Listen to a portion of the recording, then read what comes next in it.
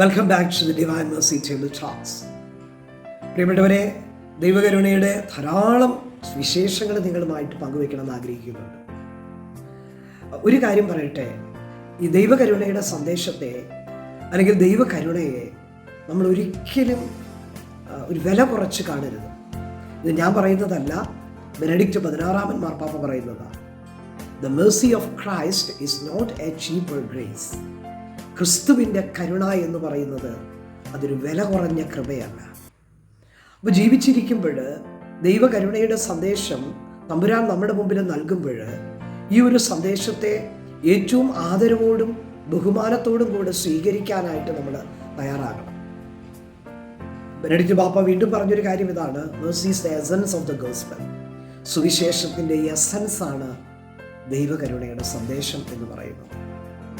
അതുകൊണ്ട് ഈ ദൈവകരുണയുടെ സന്ദേശത്തെ നമ്മൾ വലിയ പ്രാധാന്യത്തോടു കൂടെ കാണണം. വിശുദ്ധ ഫൗസ്റ്റീനയുടെ ഡയറിയിൽ ദൈവകരുണയുടെ ഛായാചിത്രത്തെക്കുറിച്ച് പറയുമ്പോൾ കർത്താവ് ഒരു വാഗ്ദാനം തരുന്നുണ്ട്. I promise that the soul that will venerate this image will not perish. I also promise victory over its enemies already here on earth, especially at the hour of death. കർത്താവ് പറയുകയാണ്, കരുണയുടെ ഛായാചിത്രം വണങ്ങുന്ന ഒരു ആത്മാവ് ഒരിക്കലും നശിച്ചു പോവില്ല എന്ന് ഞാൻ വാക്ക് തരികയാണ്.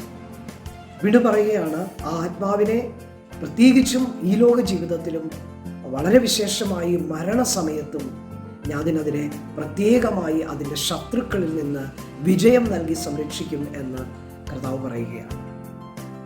നമ്മുടെ ഈ ജീവിതത്തിൽ ഒത്തിരി പ്രതിസന്ധികളും പ്രതികൂലങ്ങളും അതുപോലെ തന്നെ ഒത്തിരി ദുരനുഭവങ്ങളൊക്കെ നമ്മുടെ ജീവിതത്തിൽ കടന്നു വരുമ്പോൾ പുറപ്പാട് പുസ്തകം 14 അധ്യായത്തിൻ്റെ 14 വാക്യം എങ്ങനെയാണ് പറയുന്നത്? കർത്താവ് നിങ്ങൾക്ക് വേണ്ടി യുദ്ധം ചെയ്തുകൊള്ളും, നിങ്ങൾ ശാന്തരായിരുന്നാൽ മതി. ദൈവം ആണ് നമുക്ക് വിജയം നൽകുക.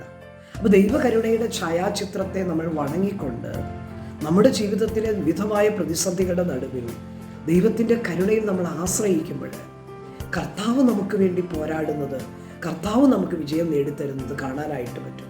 നമുക്ക് ഒറ്റ കാര്യം ചെയ്താൽ മതി: ദൈവത്തിൻ്റെ സന്നിധിയിൽ ശാന്തമായിരുന്നാൽ മതി. അപ്പോൾ അത് ചെയ്യണം. ഓക്കെ, ദൈവം അനുഗ്രഹിക്കട്ടെ.